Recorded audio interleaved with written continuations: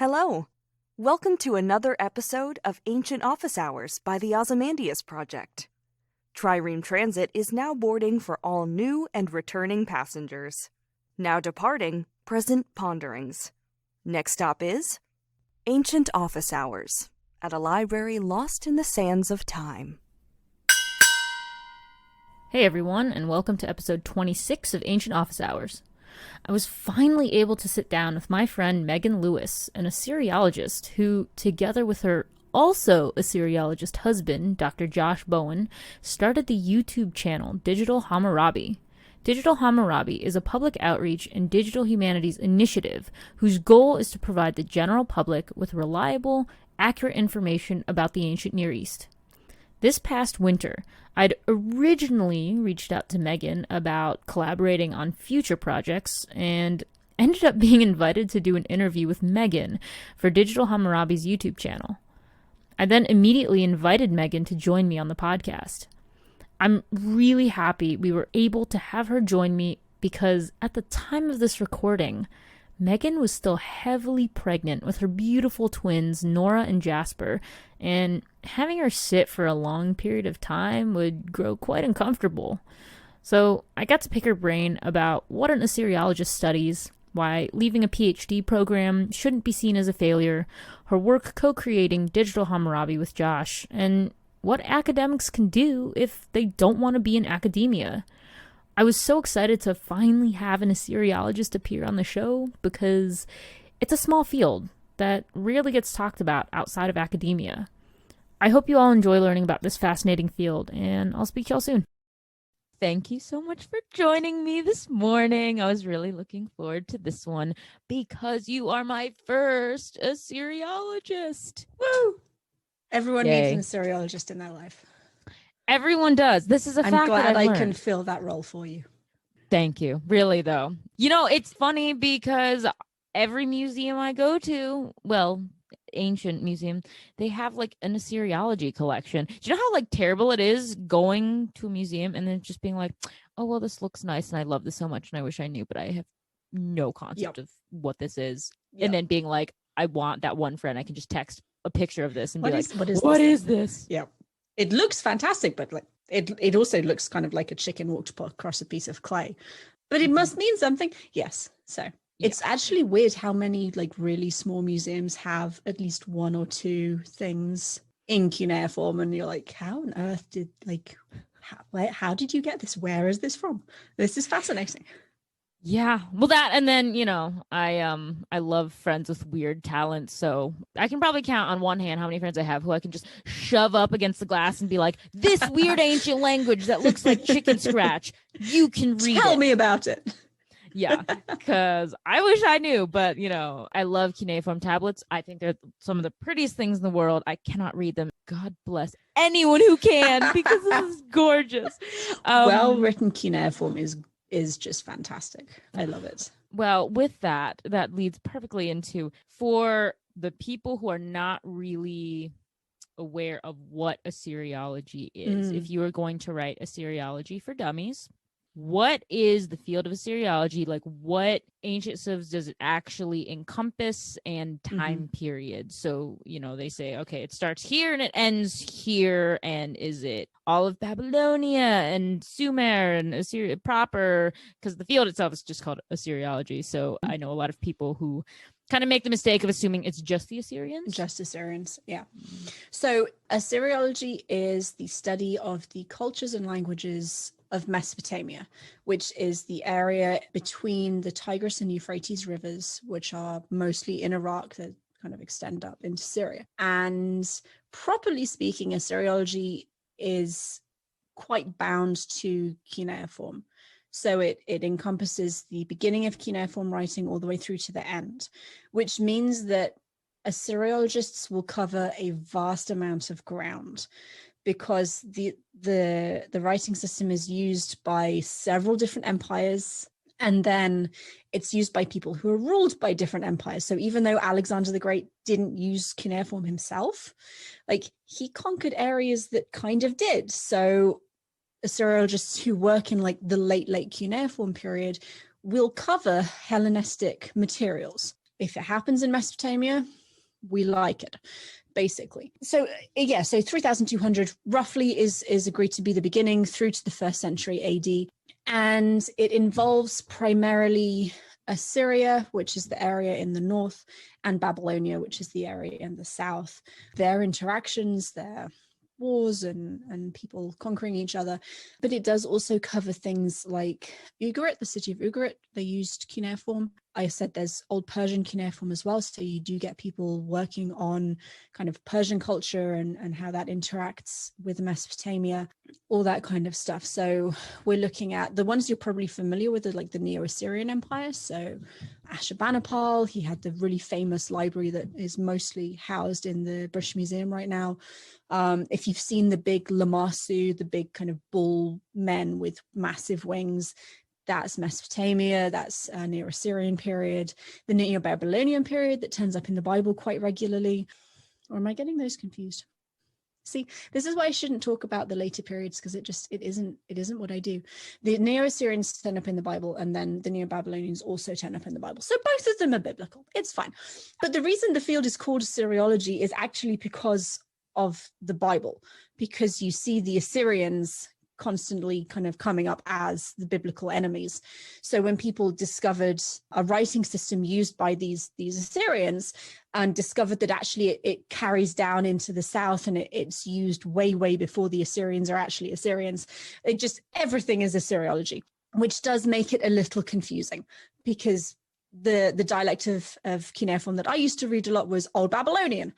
It's not Assyrian. It works slightly differently, uses different signs, and the grammar is different. And then you've got Sumerian, which is a completely different language altogether, but it's still kind of under the umbrella of Assyriology. And by and large, Assyriologists will focus more on the language, and archaeologists of the region are normally referred to as Near Eastern archaeologists. But I think a lot of people try and kind of bridge that gap and work more closely than was previously encouraged. Okay. Yeah, that's a great explanation, because I mean, I'm guilty of getting my timelines wrong. Like, luckily, just with my familiarity, I'm like, okay, I know who it encompasses, but I'm always like, timelines, oh no. Because I always, for whatever reason, I tend to think of them as, oh yes, they're the old ones that like came all the way before the Egyptians. And then I don't know why, but I have this really weird thing where I'm like, yeah, it just kind of seems to stop when Egypt becomes like Hellenistic Egypt. I always kind of like lose track of anything in the Middle East. Yeah, that's just kind of chilling out over there, right? Are they Persian yet? Like I'm just like, I don't know what's happening over there. It's okay. That's not my field. I'm in Greece. About them. Yeah, I'm like, I'm over here. My jam is, to be honest, 5th century Greece and into 4th century, I'd say as well. My boy is Themistocles, so anything with Themistocles, I'm like, yes. And you're very happy. I'm so happy. Themistocles and Pericles together are like, they're my boys. And then Aspasia, my girl over here. So yeah, those are my people. And then, just give me books on them, and I'm very, very happy in a corner, and I'll shut up. Now I have to ask, how did you get into Assyriology? Because it is such like a weirdly small niche. It's interest. Like super niche, like really. You do in the States. When I moved here and I became a stepmother to a kid who recently went into middle school, I was like genuinely amazed to learn that you do actually learn about Mesopotamia here in grade school. I didn't. It's like my high school and primary school history was like, we did the Vikings, we did the Egyptians, and somehow we skipped all the way to World War I. Like we completely missed the whole of Mesopotamia. So I didn't even know that Mesopotamia was a thing until I got to college. And actually I went into school wanting to do classics. So I did classics in high school. I did the art and the architecture and the literature, and it was amazing and wonderful. And I was like, yes, I feel this. This is my thing. I love it. And then somehow I went on a total tangent and went to art school for 2 years. But I mean, why not? Why not? So after 2 years, my sister actually was going to a university open day in the city I lived in. And she was interested in their ancient history program, and she sat through the introductory lecture.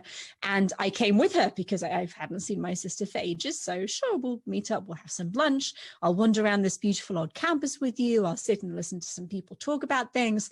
And then I sat through the ancient history introduction with her and was like, oh my God, I am wasting my life. I am actually wasting my life in art school. Why am I doing this? Like, what? I don't know why I'm doing it. So that year I actually switched universities and switched degrees to that school that she was interviewing at, that she actually didn't go to. She went to the University of York, and I ended up at University of Birmingham doing ancient history. And it was fantastic because the ancient history program at Birmingham, at least when I went through it, covered the classics, it covered Egyptology and Mesopotamia. We did a whole load of Assyriological stuff, which was my very first exposure to Assyriology as a field.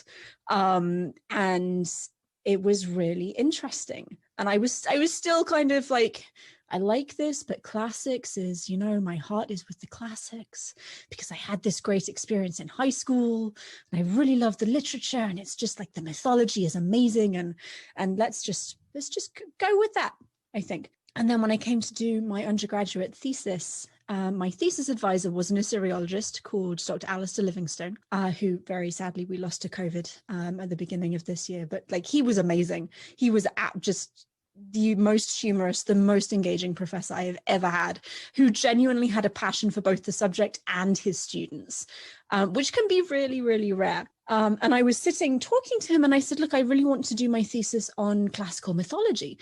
And he was like, well, Megan, I mean, you can do that. Why don't instead maybe you consider doing a comparison between classical mythology and Mesopotamian mythology? And I was like, okay, sure, why not? So I did that, and it was great. And then he said, Megan, he's like really, really good at very gently suggesting things to you that aren't like you're on the wrong career path entirely. You should come over and join me. It was like a very gentle, have you considered maybe looking this way instead at Mesopotamia? Because, the classics is great, but they've dug everything up and there's no new texts to translate, and everything's kind of reworking stuff that has been known for like centuries at this. And I'm like, I hear where you're coming from. And he said, and we have so much in Mesopotamia that like they're still pulling tablets out of the ground, and we need people like you, like specifically like okay, I could make a difference here. It's like, we need people like you to translate this stuff so that other people can. I was like, I'm sold. So I did a master's in Assyriology with him at Birmingham. And then I went on to do a PhD at Johns Hopkins. Well, I didn't actually finish the PhD. I got most of the way through, and then I was like, can't do this with like 8 million children running around. I'll go back and finish it later. So yeah, that's the really long, convoluted story of how I got into Assyriology. I was kind of coerced. And I'm very glad I'm here.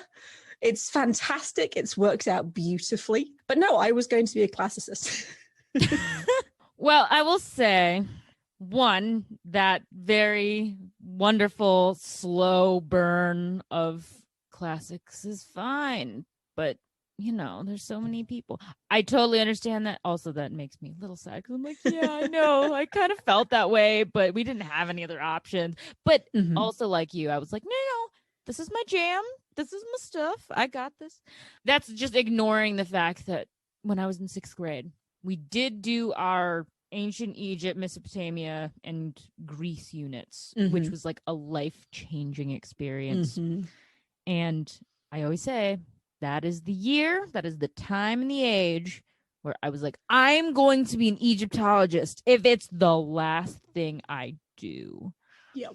And then, I had very, very difficult conversations with people who were like, well, if you're going to do that, you need to do this, this, and this. And I was like, okay, never mind.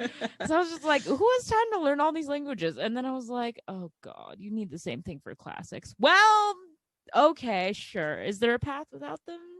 Maybe. Yep. I definitely would have probably gotten the languages, but see, I was like I want to study abroad. Like I'd rather just go to Greece. and wherever else. So my advisor was a really, really nice man. And he was like, okay, I'll work with you. We're going to like plot everything out and figure out everything. And then it turned out to be one of those, okay, you can either study abroad or you can do the languages, because you like I had weirdly not left myself room to do both. Also, I'm a terrible example. I like did everything the wrong way. I mean, I got to uni and it was okay, I'm starting with all the very difficult upper level courses and I'm gonna work backwards so that by the time I'm a senior, all I have left are like your last year would be super easy. Gen Ed. Okay, so when you were making the switch from classics into Seriology, did you have a favorite part of your new career path, or was it just like a very general, all of it's cool, so I will study all of it? So that's a good question. I've always been most drawn to like mythology and religion and stories about gods and that side of things, over and above political history, which it actually is still fascinating. But to begin with, it was very much I like the literature, I like the religion. It's really interesting to me. So my undergraduate thesis was like a comparison between classical and Greek mythology and like what ideas may have been borrowed and how would they have got there. And so I enjoyed that. And then my master's thesis, I looked at the goddess Ishtar in the Neo-Assyrian period and what the textual evidence can tell us about how humanity perceived their relationship with her, specifically like the royal relationship between the goddess and the king. So that kind of interaction of human and divine and how people form, maintain, and envision relationships between themselves and between the divine. And I wanted kind of to continue that with my PhD. And PhDs in the US and the UK work very, very differently. And I think you probably know this, Lexie. In the UK, you essentially get a 3-year writing project and you do your own research and you write it up and then boom, you're done. In the US, at least the field that I'm in, you do like usually 3 years of coursework. So you go back into the classroom. And after having done a research master's, that was like a wrench. It was, okay. I'm just going to sit here and basically try and get through it because it's an immense amount of work. So that was a lot for 3 years. And then I got to the end of it. And during that time, my interest had kind of shifted. And I was planning on looking at personal letters from merchant families in the second millennium, because it's so much of what we see in the ancient world is filtered through the lens of the elites and through like royal families. And that's fascinating, but it doesn't tell you an awful lot about the lived experience to be wealthy and powerful. And in Mesopotamia, we're really lucky to have this collection of letters. They're actually excavated in Turkey that are between merchants, usually male merchants, who have gone up to Anatolia to kind of run a trade network up there. So the letters between them and then their families and wives who they leave back in Mesopotamia. And obviously we only have one half of the letters because we don't have the stuff that they sent back to Mesopotamia. But the letters are really interesting, and you get a good sense of personal relationships between these people, between husbands and wives, and kind of, why haven't you come home? I don't have enough money. You didn't leave me enough money to feed the children. You need to come home and go to temple. And like, there's all this family obligation that you need to come home for. And they're obviously not coming home. And then this kind of continues for a couple of generations. And eventually the men end up having wives at home and then wives in Turkey as well. So that's like a really interesting, like, interpersonal relationships thing. So I wanted to look at the letters written by these women, because again, non-elites and women, which is like, okay, really, really cool, because most of what we have from the ancient world is rich men. And then my advisor sat me down and he was like, Megan, we can do this. I think you will be miserable, because I am, and I will be the first to admit this, I am not a philologist. I can handle Sumerian and Akkadian. It's not my strength.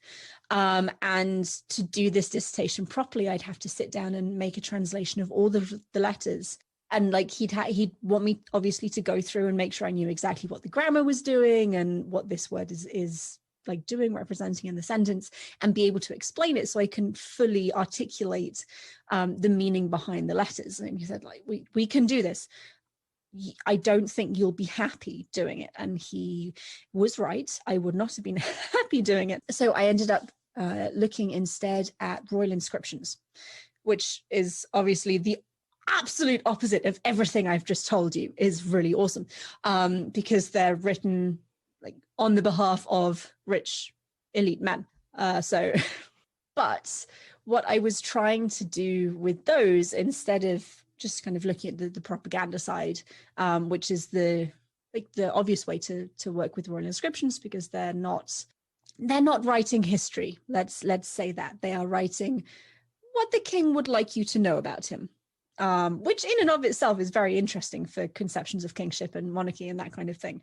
But what I was looking at instead was the interplay between the textual inscription, what that inscription was placed on. So was it on a brick? Was it on a piece of pottery or a weapon, or what is it on? And then where that object was found and what it was found with. Because in Assyriology, a lot of the time when you're looking at texts, you're not necessarily looking at the fact that this information was found on a physical object and it has an archaeological context and it's doing a specific thing, and that specific thing is very much informed by what it's on and where it was found. So I made this huge whole database of inscriptions and objects and find spots, and it was really cool and I loved it. And then I almost had a nervous breakdown, so I stopped. I have on my hard drive like a PhD dissertation that is 3/4 done. And one day I will finish it, or at least publish what I have so that other people can use it. Because when you look at this stuff, and I have 13,000 objects, I think. And inscriptions are repeated across objects. So I have 13,000 objects, but I maybe only have a couple of hundred inscriptions. But when you look at it in like that scale of in that large scale, you find interesting things like building inscriptions that commemorate the construction of buildings, so temples and palaces and that kind of thing. A lot of the time are found on bricks used to build the temple that they're commemorating, but not always. There's a good percentage of them that are just found on different buildings in different cities even. And then the question is kind of, why is that? And actually, is it important that that inscription is used in that building? Or is it just the fact that it's been written down to record what's happened, and really the location is of secondary importance? And then there are things like inscriptions are written on objects and then buried. So who is the inscription for? Because it's obviously not being read by people. Even if it is visible, then you get into questions of like general literacy, because not a hugely literate population. So is it just the fact that there is writing and that is a status symbol in and of itself? Are they being written down for the few people who can understand them, or are they being written for the gods? Which would then also speak to things like foundation deposits, which are buried underneath temples before they're constructed. So that is a really, really long answer to a very, very simple question. Sorry, I kind of ran with that. Oh, no, we love it. We love the long, rambly answers, because then it's like getting a special little peek into how your brain works.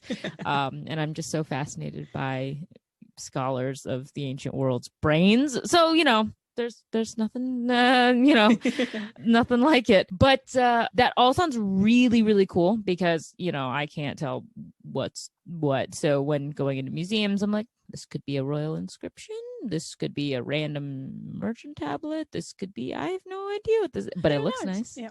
It looks nice.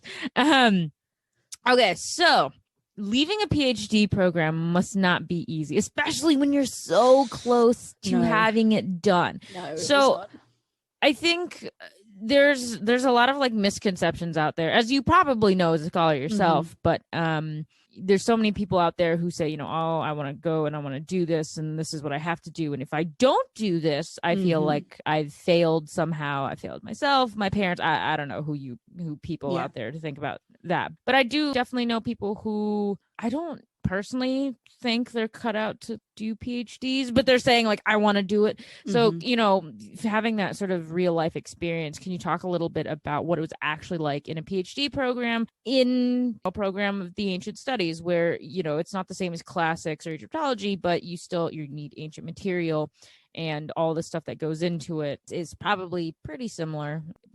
There's got to be a reason, right, that it's so hard that only a small percentage of people actually go through with these and finish them all the way through. Absolutely. I think straight up the sheer volume of work is insane. And it's difficult because you have to be able to command a really large amount of subject material in order to kind of do the research that you're training to do. But at the same time, it does feel like some programs, they expect you to really just work for 3 years while you're doing your coursework. I didn't have weekends. I had very few evenings where I wasn't in the library or in my room just working. And that is largely, that's the courses that I was taking. I took every single semester for 3 years. I took Hebrew, Sumerian, and Akkadian language classes, which is, I mean, by itself, that's an immense amount of work. Then an archaeology class and a history class.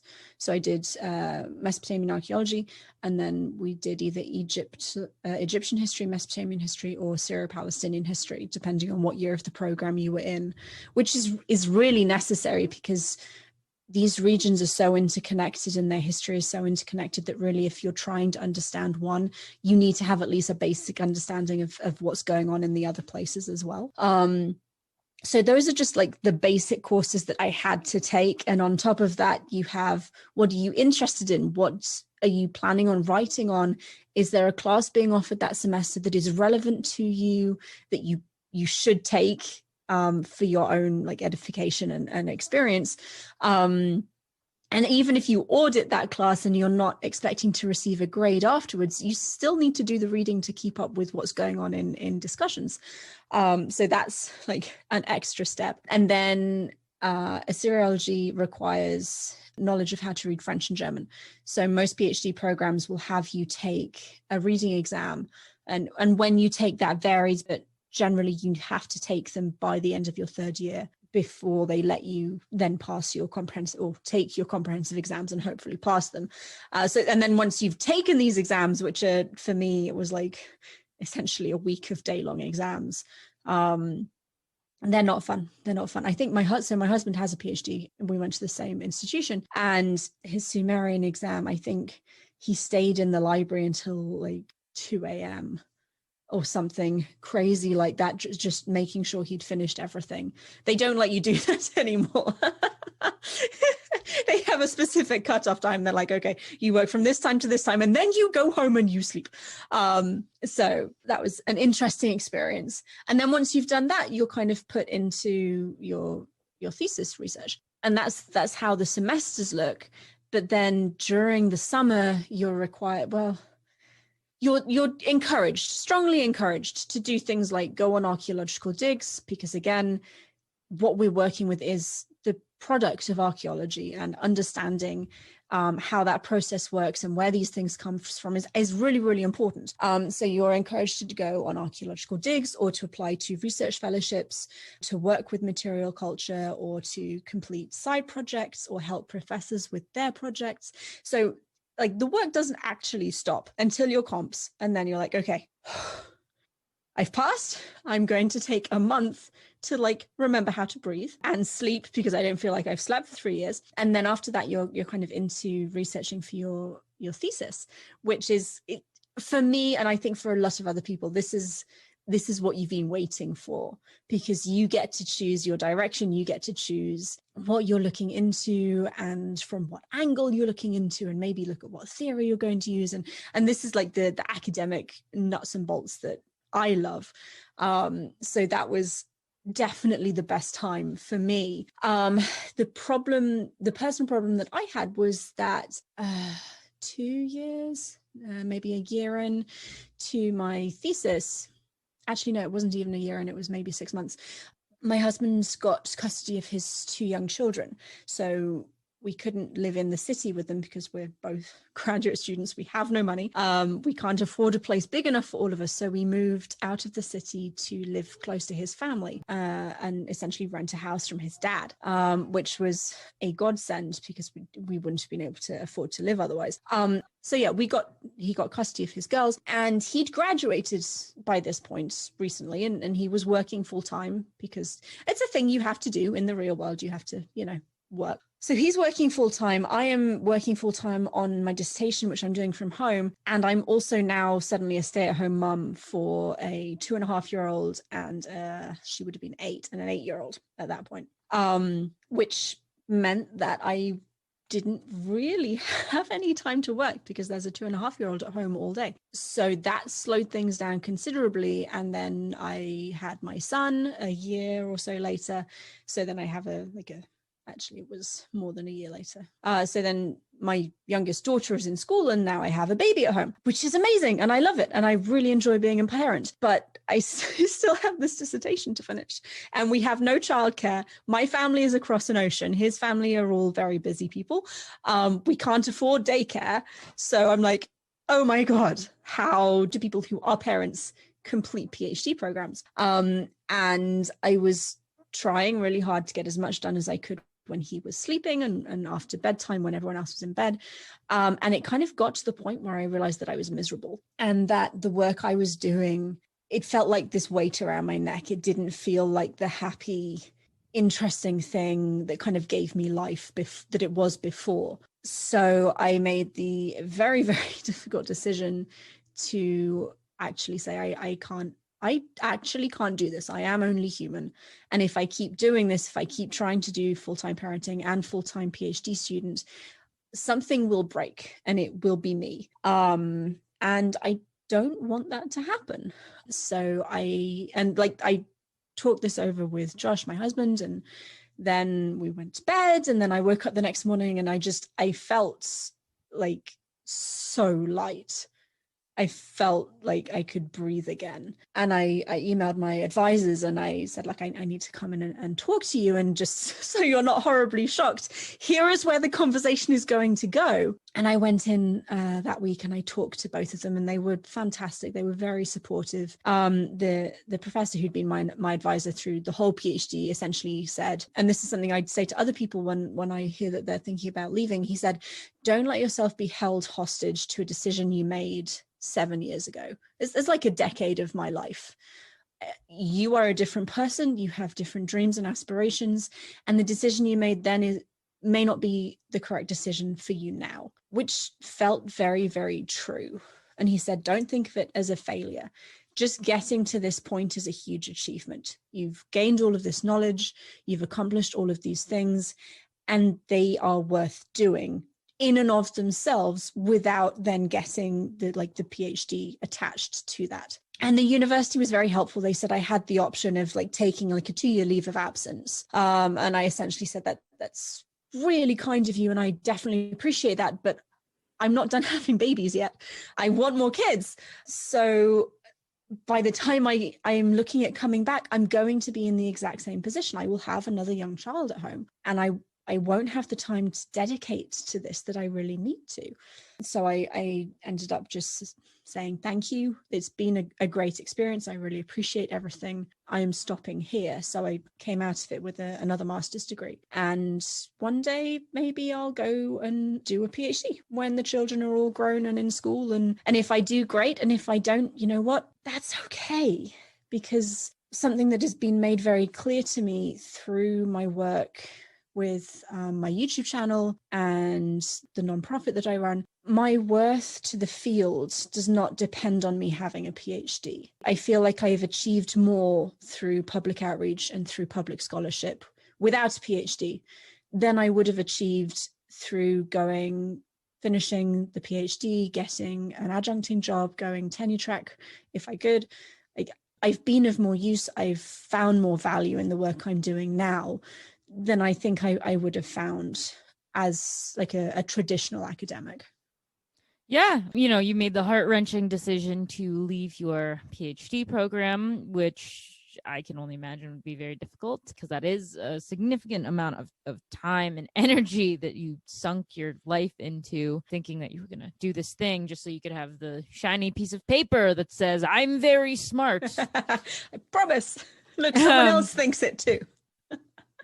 It's that nice external validation thing. You know, who needs that? That's stupid. But okay, so then you turned into more public outreach, digital humanities, reaching people digitally through YouTube. So for everyone listening who is unaware of what Digital Hammurabi is, would you mind talking about it a little bit? You know, what you do, what you hope to get out of it personally, as well as just, we all know you're doing good for the masses, but you know, what do you get out of it personally? Sure. And you know, talk about the value of, if you're not going into academia, I think there's this stigma of like, oh, then you're not valuable. Why would you do this? Like why would we listen to you? Because your word doesn't matter, when we have these PhDs over here who are the experts in their field. So, you know, maybe talking about dispelling that notion a little bit. Yeah, sure.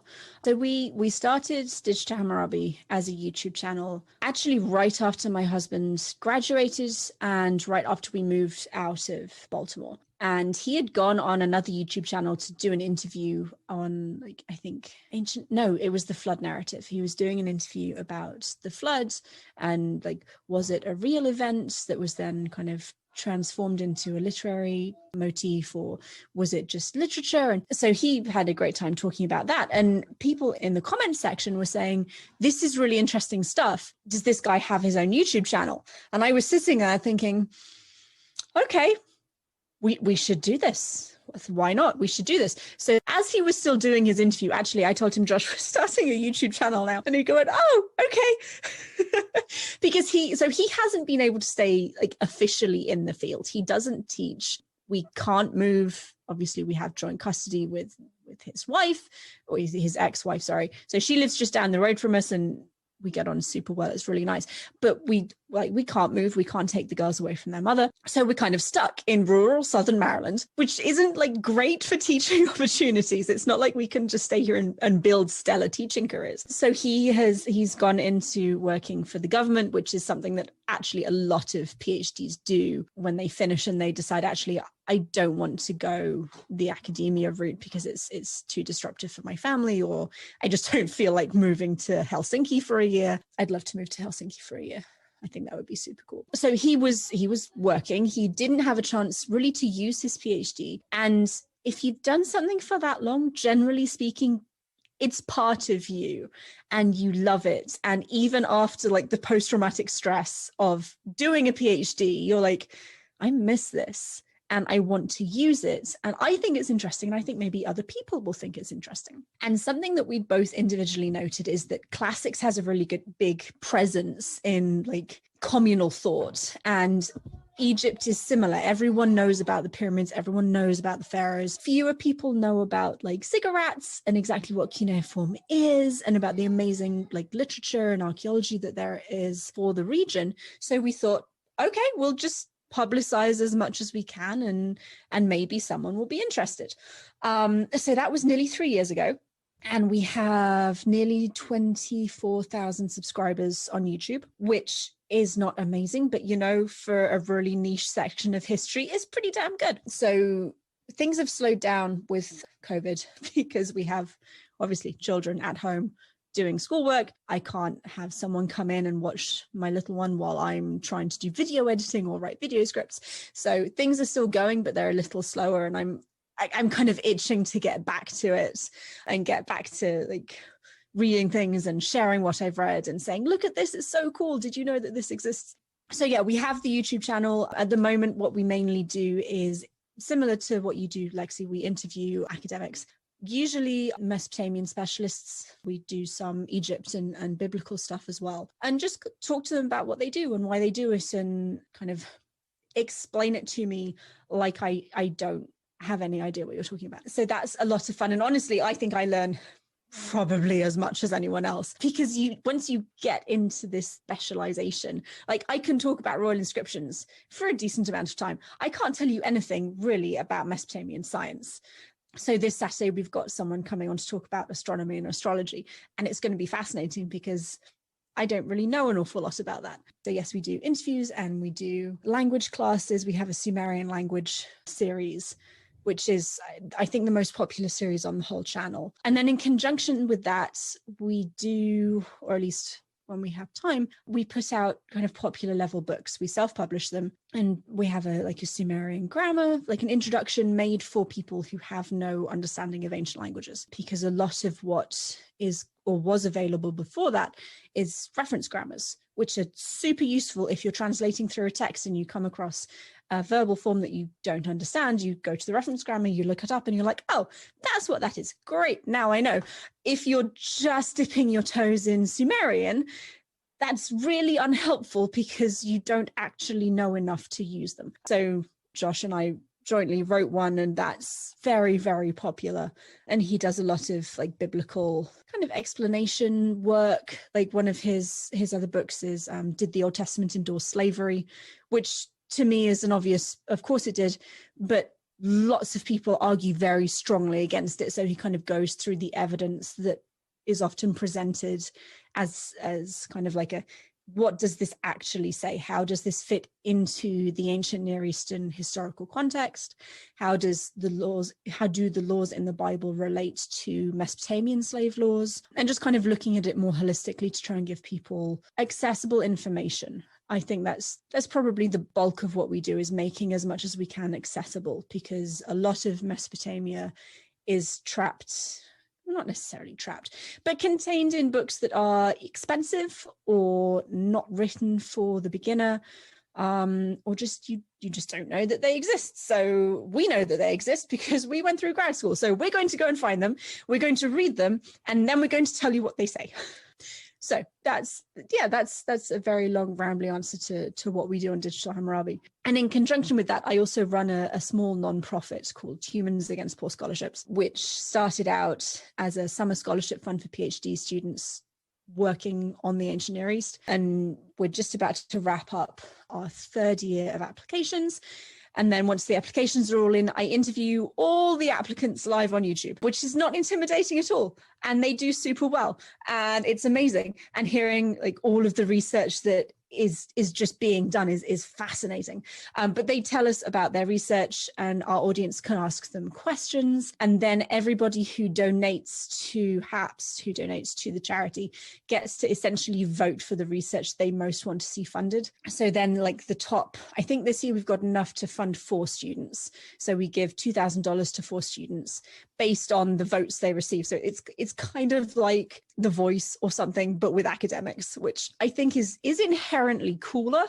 I don't think anyone else agrees with me, but I think it's far cooler. I would agree. Are you kidding? I was like, there's way too many like The Voice type shows. I'm just like, oh, they're boring now. You want to broadcast people competing, talking about their research? Hell yeah, I'll watch that. I'll watch that all day and all night.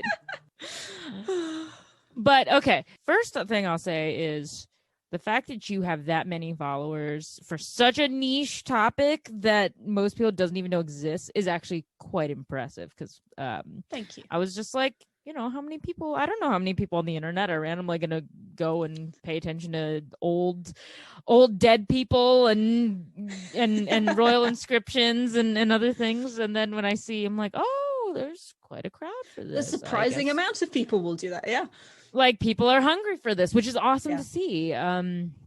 But how much time would you say you spend on also kind of dispelling the idea that if you have a PhD or if you've gotten most of a PhD, you are suddenly an expert in all of Mesopotamian history or all aspects of Assyriology versus what we know as scholars, which is I'm good at this very, very, very specific thing. Yeah. So don't ask me about something I don't study. That happens quite a lot, actually. And Josh actually gets it more than I do because he does a lot of interviews on other people's channels.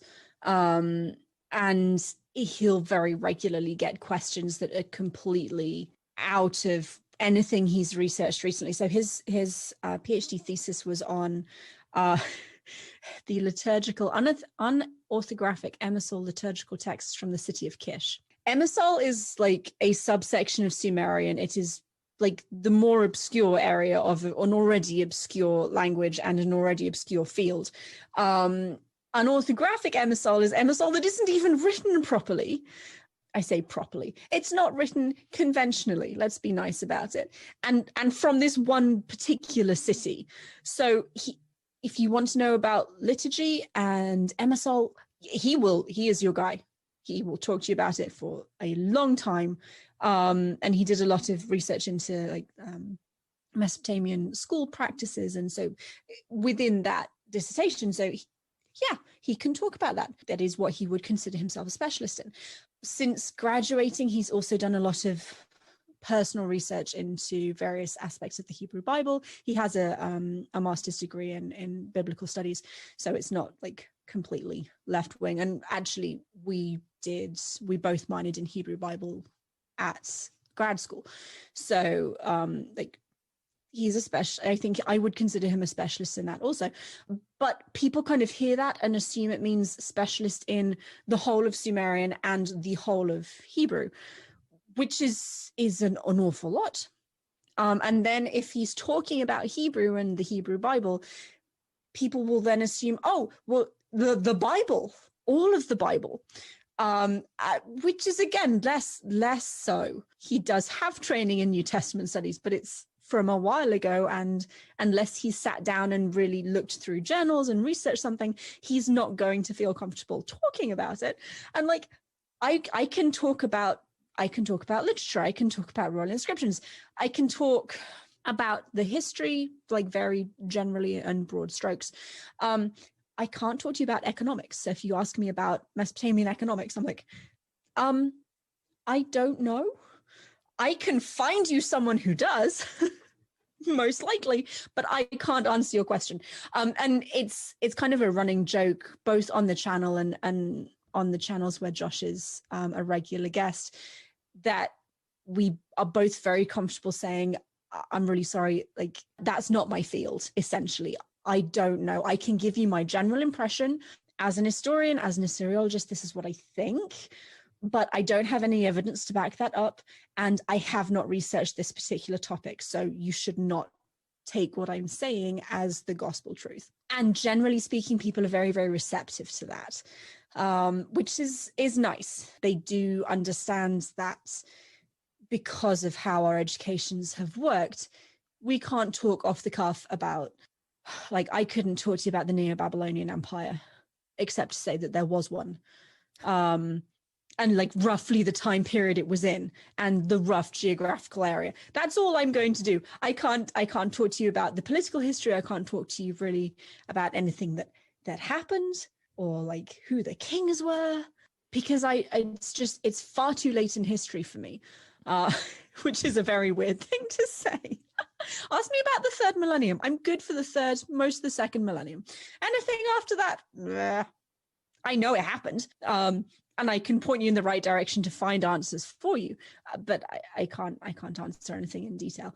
And yeah, people are receptive to that. And I think that's one of the reasons why I like getting specialists on the channel to talk about their own research, because then it gives our viewers the opportunity to say, hey, you work in this time period. What do you think about this question? It works a lot better. So how many times do people come to you with like popular references or people who are in games and they just go, I played Civilization, I was Ashurbanipal, tell me about him, go? Actually, not that often. We do, and actually never with video games, actually. We have been asked about anime.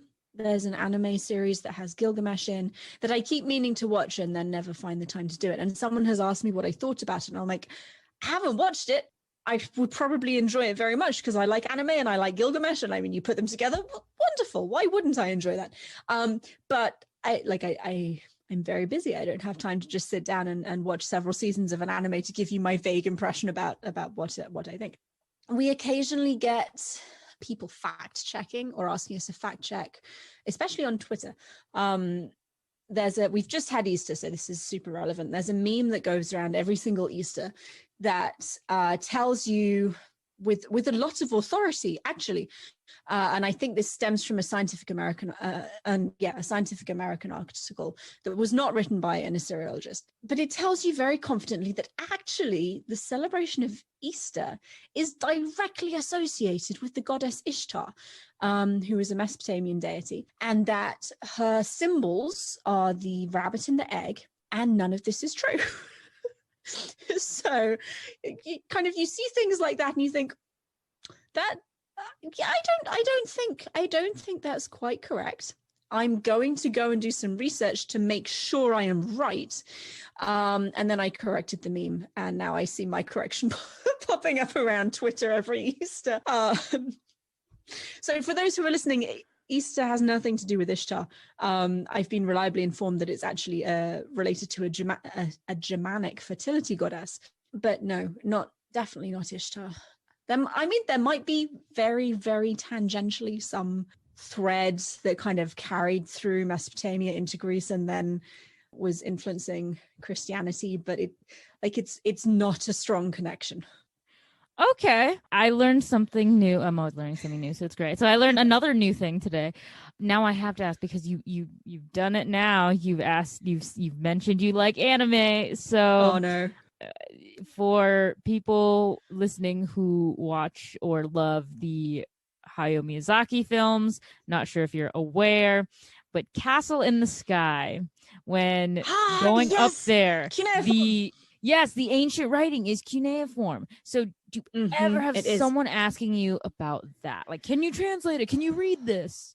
I haven't had anyone ask that. I've had people point it out and say, oh, look, isn't this interesting? And I'm like, it really is interesting.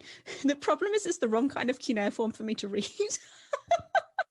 So for those who don't know, cuneiform was in use for several thousand years. It started in like 3200 BCE, and its use gets carried all the way through to the 1st century AD, which is a long time. And it was used by several different cultures to record. So cuneiform is just a writing system. It's not a language. It's like us using the Latin alphabet to write English and German and French and Spanish.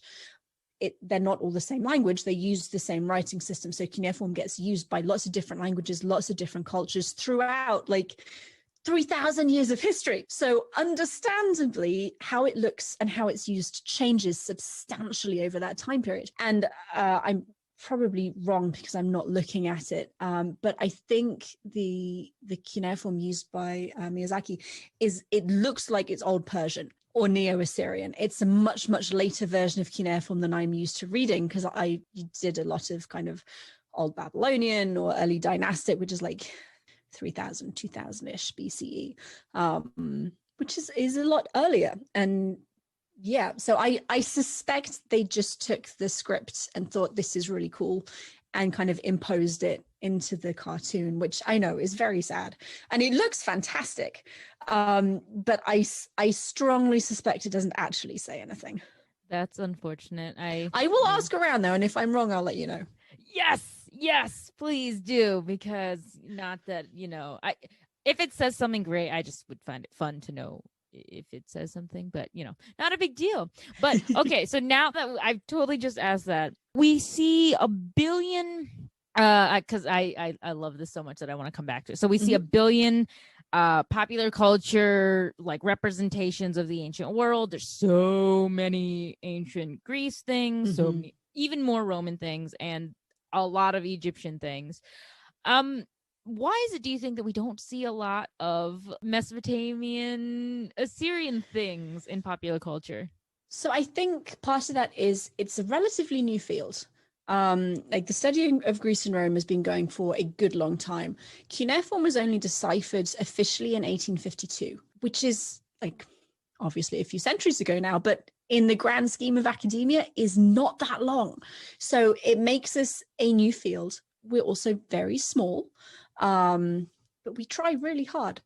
So it's a small field, it's a new field, and it's not, I would say, and I don't think this is a controversial statement, I would say that Western civilization is kind of built on this idea of direct descent from the classics. Whether or not that's true is another debate entirely, but I think and whether or not you see it every day is debatable, but I do think the classics was fundamental to a lot of Western cultures. So it's talked about more, it's included more in the schools. You see it in the architecture as you're walking through DC. It's everywhere. And because of that, people are just more familiar with it. So if they're looking at, hey, we need a mythological figure for this video game, they're more likely to go to the classics, I think, than try and find something different, because that is something that people are already familiar with. They don't have to, like, you don't have to explain what a Minotaur is. If you're playing through Assassin's Creed, and you're like, oh, I have to go and slay a Minotaur. Okay, I know what a Minotaur is. If you have to go and slay Humbaba, it's like, what the hell is Humbaba? I don't know what to expect. I don't know, like, where this thing came from. I don't know why it's relevant. And there's a whole load of backstory that then the game designers would have to unpack. And I think Egypt, to a certain extent, is very similar. I'm not sure that you can say it's as foundational maybe in public consciousness to Western civilization, but I think it's much more familiar to a Western audience. We've been excavating there and kind of attacking Egypt for a while, so like we have a shitload of their stuff in our museums.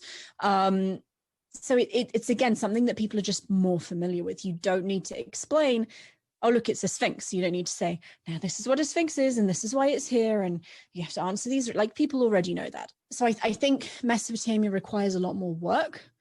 I think there is also, and I'm kind of just spitballing here, I suspect there might be a thing going back to the biblical issues. The Assyrians are the bad guys. Like, undeniably, they're the bad guys. Sometimes in the Old Testament, God uses them to do shit, but they're the bad guys. You don't want to be the Mesopotamians. So I think there's, at least early on, there was kind of this association of Mesopotamia with like a despotic, like Orientalist Eastern milieu that, again, isn't real, but I think is how early academics kind of viewed it. So then it doesn't get taken up for popular culture in the same way that like the classics does, because you've got like Plato and Sophocles and the invention of democracy, and it's all this wonderful kind of pure this is who we are as Westerners. And then, like, look at 300. Sorry, I'm going all over the shop here, but if you look at the movie 300, you've got the Persians, and they're like, whoa. I love the movie. I love the visuals. I think it's beautiful, but it's super racist, because you look at the Persians, and it's like they're all half naked and covered in gold paints, and is this dude a dude, or is he a woman, or is he both? And oh my god, it's just so terrifying. So that's kind of like where you get like the Persians and the Mesopotamian area. That's how they get represented. I would say a little less so now, but especially like in the early 19th century, that's kind of what you're looking at. And that's not something that people want to take up so much in popular culture. I am praying to the gods of gaming that Assassin's Creed will one day do Mesopotamia, because I think there is a lot of potential there. And the more that people do stuff like make podcasts and make YouTube channels and kind of talk about the amazing things that Mesopotamia has given us. And for me, it's really encouraging that it does come into like middle schools and people say, oh, look, this is the first writing. This is monumental. The more that happens, I think the more it will be included in popular culture and like mainstream consciousness. But yeah, you know, I think you mentioned a lot of things definitely there, but all of them good. I mean, yeah, I think there's that aspect of it's more biblical than some of the other stuff, for sure. But I think there's actually just a lot of appetite. And I don't think it would be as hard to drum up interest as we think it is. Because I think we use that as a way to psych ourselves out. Oh, no, because then all this requires every explanation. And I'm like, do you know how many people just like throw in random mythology, and because it's in a game or in a film, someone that's really Google cool, it. Yeah, you'll Google it, or you'll just be like, okay. And like, if you have a half decent team who at least consults a historian to get something right, I think that's fine, right? When you put it in pop culture, I think it's just a way to spark interest, right? Right, like no one is gonna go to the gaming industry or the film industry really to learn unless it's a documentary. I mean, I think I have this conversation so often now. It's like they make edutainment. They're supposed to give you a starting point so that you'll be like, oh, this is really, really cool. I want to learn more. And then you go and learn more. So I don't know. And I think, they put Mesopotamia they've been putting into games like the Civilization games. I mean, okay, not everyone plays, like time-based strategy games. And I understand that that's a very like specific subset of people who would do that. Yeah, but if you're into the actual history, then stuff like that is really great. Yeah, then it's already there for you. And then there's always the like really fun reference. I don't know. I notice it because I'm me and I'm weird, but most of my friends, when we're watching like The Matrix, they don't realize when Lawrence Fishburne's character is like, oh, this is my hovercraft and what is it, 2090, whatever. It's called the Nebuchadnezzar. And I'm like, hey, and then most people are just like, what? Okay, nice name, cool. They're like, that's a nice name, and I'm like, don't you realize what this is? I'm like, did he have to name his ship the Hammurabi? This is really significant. Yeah, like for people to understand what it is. But I don't know that. And then I was really lucky. Growing up in Chicago, I had the Oriental Institute. Like a half-hour drive down south. And I grew up and I would go to that museum for field trips. And then in high school, I swear I lived in that museum because I would just like go after school and sit there and just look at the beautiful artifacts. And I mean, they are stunning. Like I would just, sit in front of the thing.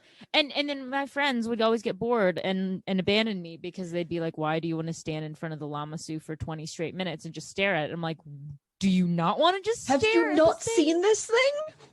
Like, I just want to stare at it give me just like a half an hour to sit and ponder every single, aspect. And they get bored. And have you ever counted the Lamassu's legs? There's a super weird question. I'm going somewhere with it. I tried, and I think I've always counted, was it 4? It's got 6? one extra depending on where you're looking at it, because they carved them so that if you look face on, it's standing there with its 2 legs. But then if you kind of walk around the side and look at it, it's striding forward. So it's got 2 at the front, but then it's got 3 at the side. So you can you can see it walking or you can see it standing still. It's super cool. I love it. The masters are just great. I was going to not bring this up because it's a terrible film, but I need to now because I'm inspired. And this is what happens when you put academics together who love and nerd out about ancient things. I was watching the 57, I believe, Clash of the Titans, like the original one. The original, yeah. It's so terrible. But did you notice that, like, instead of being an accurate representation of ancient Greece, it's more like a hodgepodge of ancient cultural art, just like shoved. Okay, because I haven't watched it in years and years. Okay, I need to go and watch it again now. If anyone wants to watch this movie, it's like comically bad. So CGI by then is not great, but it's better than what because they use like stop motion animation, so it looks like the old like 1930s King Kong, like kitschy bad animation where you can clearly tell things are photoshopped. It's like terrible. But when he's walking around, they're like, this is the mystical land, this is the city of Joppa, and we're going to save it, and you're clearly supposed to be in ancient Greece because it's Perseus. Yeah, he walks into that city. First thing I see, a Lamassu. I'm like, that's not Greek. Okay, keep it moving. You've just collected ancient shit and put it around to make it feel old. Yes, because that's then amazing. It's like the very next shot is like the winged statuette of the goddess Ishtar, like that winged one. The plaque of the night, yeah. Yeah. So then I was like, that's definitely not Greek. Moving on. And then you see the walls of the city, and then they do a close-up when the main character, when Perseus like walks in, and I look at that wall and I go, that literally looks like the Ishtar Gate. That literally is You've just stolen it from Berlin and kind of. So I was just like, this bothers me so I have to watch much. this again now. Yes, you must, because I was just like, this is a hodgepodge. So I'm like, so they're clearly counting on people with no knowledge of the ancient world to watch us and just go, oh, that's so cute, that's nice. I'm like, any scholar watching this worth their salt is gonna go, why this is ancient Greece in the like supposedly whatever, 6th, 5th century, whatever time they want to set this. And I'm like, is this here? He's mystically in Mesopotamia, like 3 different time periods of Mesopotamia as well, so that's saying something. Yes. So yeah, so if you're not familiar with things that make ancient study scholars' heads almost explode, go watch Clash of the Titans. It's quite entertaining if you take it for what it is, which is like a kitschy and stupid, ridiculous, you can't even keep a straight face, but it's a great watch. I highly recommend it. And then watch it and then talk to classicists and Assyriologists about it, because it gets even more fun when you consult them about it. You've probably noticed in this country we kind of devalue our humanities, and we don't like to fund them because a lot of people think that they're useless. And well, the thing is, Lexie, you may not know this, when you go and you do like a liberal arts degree, essentially your professors make you a communist. That's what happens. It's like, it's fact. Did not know that. Did not know. Oh my god! And wow. So I need to go ask my friends now. Do you feel like you've been turned into a communist? Are you secret commie now? Oh man. But yeah. So we devalue our humanities, and it's like ridiculous. And is it the same kind of deal in the UK? Yes. Is it? Yeah. So the reason I came to the States to do a PhD is I couldn't afford to do it in the UK, because there is literally one source of funding in the UK. Generally, universities will not fund humanities PhD students. You have to apply for external funding through the Arts and Humanities Research Council. And they have like 3 grants a year. It's super competitive. And if you don't get it, then you're paying for yourself. It's also a cheaper experience in the long run because you're not paying for 3 years of classes.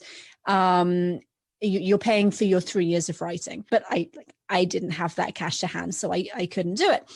In the US, at least, most places that offer Seriology will fund at least your first 3 years, which is still problematic because then you've got a bunch of students who have finished their coursework and now they have to pay and keep paying in order to finish their PhD. Yes, funding is not good. It is not good. And it becomes more tricky when you've got things like an unofficial requirement to like go to Syria and dig for a summer and do an archaeological dig, because a lot of departments will give you, like, they'll have travel money for you, or they'll have some kind of stipend, but then a lot don't, because they just don't have any money. So then you've got students who are stuck either trying to work out how to scrape together a few $1,000s to sustain themselves over the summer and travel, or just do you like stay home and work in a library and try and save some money for next summer, or really, like, how do you do this? And it's you kind of get into this horrible cycle where you can't do your schoolwork because you are working a job to pay for the schoolwork that you can't do. And you have to keep doing that because it takes you longer and longer to finish your PhD. So you get people who are like adjuncting 3 classes a semester to afford to pay for their tuition and to afford to pay for their own living expenses. And maybe they'll get an hour of their PhD work done at like midnight, which then means they take 1, 2, 3 more years to graduate, so that they're spending more money on tuition, and it's not a good situation. And actually, that's why we started the nonprofit that we did, because so many universities will pay students if you're being paid as a student. A lot of the time, you're only paid during the semester, so then you like live on air during the summer, which is actually quite difficult to do, I found out. And generally speaking, landlords like it if you pay them rent over the summer also. So we were like, okay, how do we make this a little bit easier for students who are trying desperately to do research over the summer, to write their PhD, to like write their theses, to do the research that will let them graduate? How do we like help them? So we're like, let's just give them some money. And it's like, we don't attach strings to it. It's not a travel fund. It's not like an archival fund. It's, you take this $2,000, you use it how you need to. You can pay your rent with it. You can use it to buy food. You can use it to go to conferences or to go and dig somewhere, but you don't have to. Like, really, whatever is most helpful to getting your research done and helping you graduate sooner. But it's like, there just isn't any money, and getting money is competitive. And then even after you graduate, it's like, how do you find a job? And how do you find a job that lets you, especially if you have, and I talk about this a lot because I feel like it's important, but if you have young children, you don't necessarily want to move them 3 times in 3 years so that you can get a tenure track position somewhere. If you're super lucky, maybe there's a fellowship in the city you already live in, so you take that fellowship for a year and then you apply to a local college and then you get a job, and that is fantastic. But it doesn't work that way an awful lot. And I know early career researchers who are like, they don't have children, they don't have partners, they're going to Europe for 2 years, they're going to Japan for another year, then maybe they're coming back to the States or they're going back to Europe to like get teaching positions. And it's really hard because that's what you have to do to find the money to survive. It is not good. Let's put it that way. And it's so sad because then you see people saying, oh, we need to teach students how to think critically, and oh, we need to teach students how to, question sources. And I'm like, yeah, you know what does that? You know that the people who teach those skills are the PhD kind of putting out of work because you won't pay them. So yes, liberal arts educations will teach you those things, but not if you close the departments down. Yes. And it's interesting. So I've been seeing this like wave of STEM is the future. So let's put all of our resources and funding into those programs. So one thing I harp on a lot is you can find the applicability argument kind of everywhere you look. Well, I can because I have my background and I'm very deft, and they taught me how to spot where I can use my classics background. And I suspect most ancient scholars can as well for how this would apply to something very contemporary. But for those people who just can't or don't or whatever, or think it's unimportant, what other career paths, what things can you do today that would benefit from a background in Assyriology or classics or anything in the ancient studies that is not going into academia? So, and not starting your own YouTube channel, I will say. Well, I mean, that would be my number one. But obviously YouTube can't support all of us. I wish it could. That would be amazing. Although, having just complained about money, YouTube does not pay very well. So as a career path, generally, I wouldn't necessarily recommend it. So like I said earlier, actually, the federal government very much likes PhDs in this kind of area because it teaches you how to use data, how to think about data, and kind of it teaches you to write as well, honestly, which is an important skill for many aspects and many career paths, including government. But it's, I'm going to have to think now, because so much of what I do is focused on like bringing academics to other people. I'm not great at thinking about what academics can do that isn't academia. But no, so federal government, there are also like commercial archaeologists who do things like go on and dig at sites prior to building works to make sure they're not digging on top of something.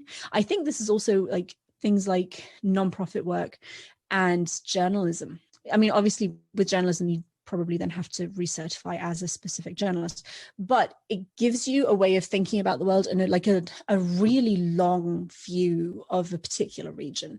Like my understanding of Middle Eastern politics is appalling, mainly because I don't have the time just to sit down and read all the things that I want to, because it's fascinating and I really want to know more. But I have a really long understanding of the history of the region. So if I was going into journalism, probably something along there would be what I'd be interested in, because I don't know, it gives you this long perspective of a region and what's going on.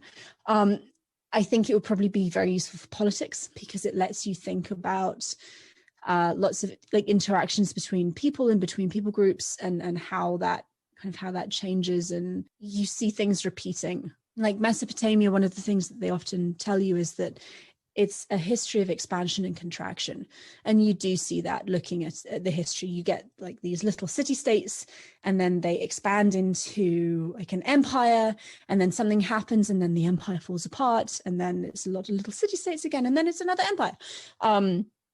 And actually, it's been very interesting living through COVID and watching my Twitter feed, because you have people like Dr. Sarah Parkak and Dr. Eric Klein, who are an Egyptologist and a Near Eastern archaeologist, respectively, looking at this through the lens of systems collapse, which is an historical lens that talks about all the different things that go into making like essentially dark ages, and how like plagues and political upset and social unrest all kind of coalesce in one specific time, and then everything falls apart.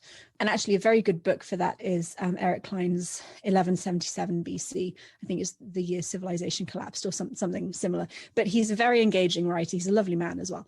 So looking at that kind of thing and kind of using it to understand modern politics and modern policy and what's going on there, I think is really interesting and useful.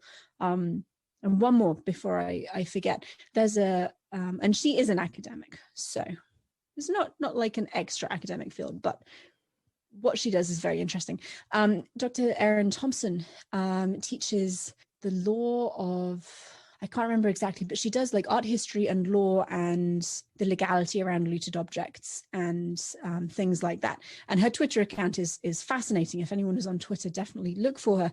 But she's done a lot of writing for like online magazines and newspapers about this debate over statues and whether we keep Confederate statues up or if we take them down, and really what that means. And because of her background, because she's an art historian and a law professor, she's got this really unique perspective, and how she writes about it is absolutely fascinating, and essentially saying, look, this isn't the first time this has happened, and also this is not how history is remembered. We don't put statues up to remember history.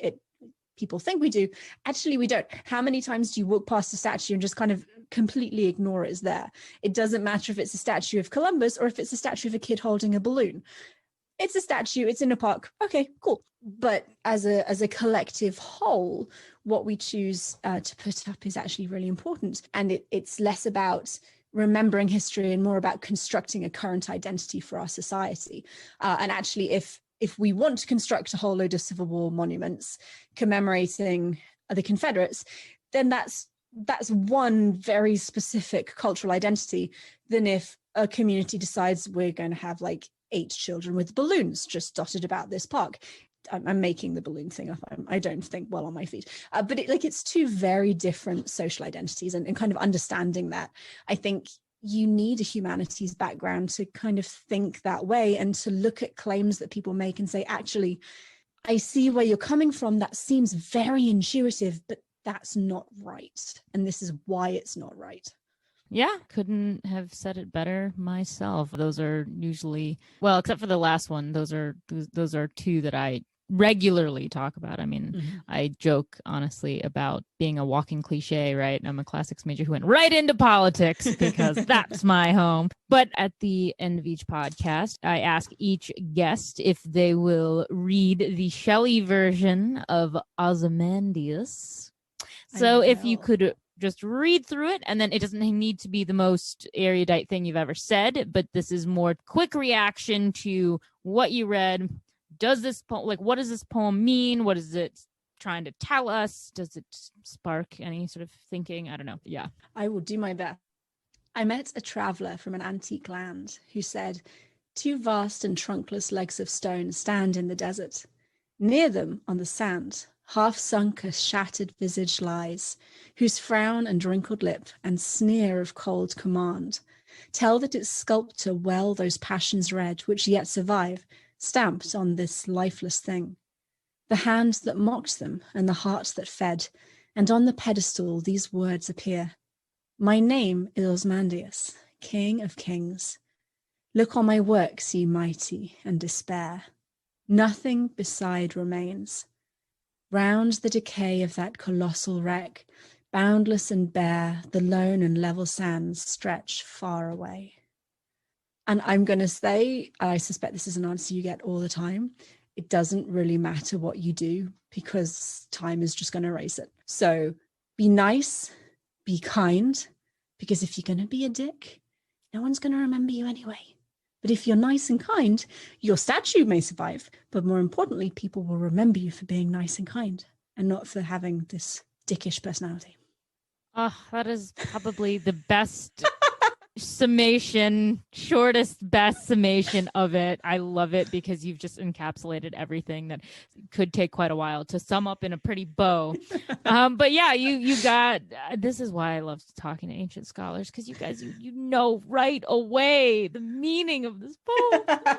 Oh, it's wonderful. So with that, the last question I actually ask people is, considering everything in modern day society, all the things we have, if we're thinking about the poem as, yes, this commentary on the ephemeral nature of power, political power, just on things, the fleeting sort of memento mori vibes I get from it, we will die, is there a modern Ozymandias? Like, it could be a person, a place, a theoretical answer. So the way I frame it is, if you were to think about our culture right now, if someone found it or saw it, or if we thought about it in 2,000 years, what is so great that we thought would never go away, but now is dust?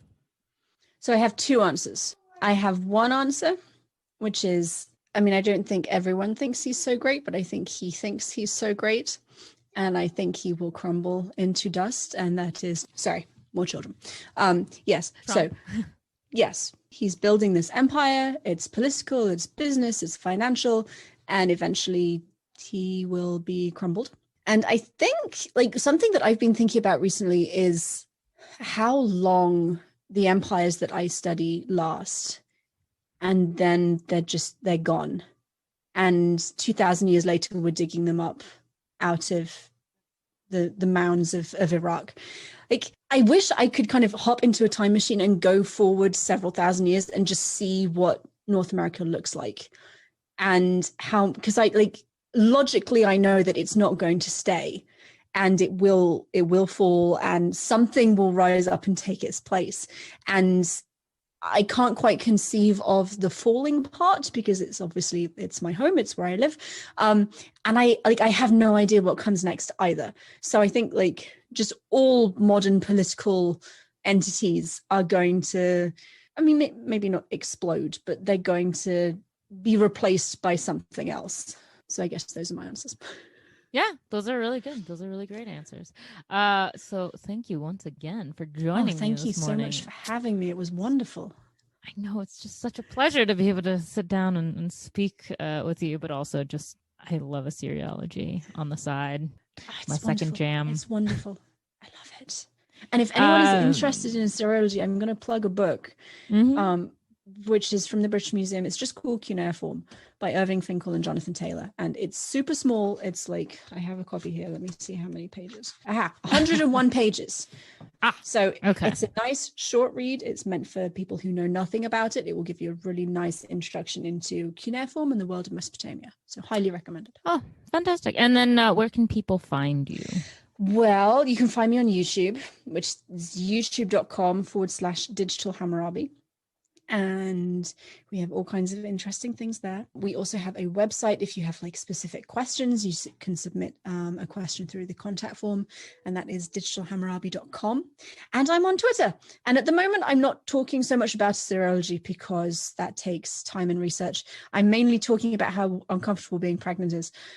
So if you feel like hearing a pregnant lady complain, my Twitter handle is @Digi_Hammurabi. I like to think I'm kind of funny sometimes, but I'm not sure if that's just me being arrogant or if I am actually funny. I'm gonna go with funny. Most academics don't think they're funny for some reason. I'm like, no.